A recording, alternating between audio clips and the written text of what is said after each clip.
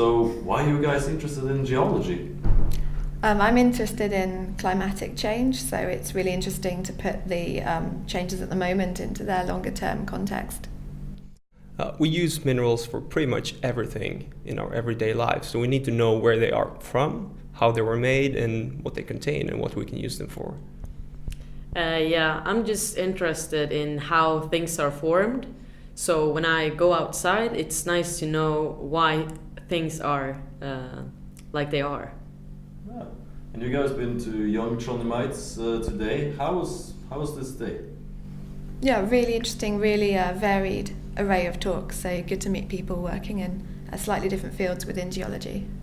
Yeah, it's good to get input from other fields that I don't work with every day. It's quite interesting. Yeah, for me too as well. I like to be able to discuss things that I'm wondering about or that I'm just curious about.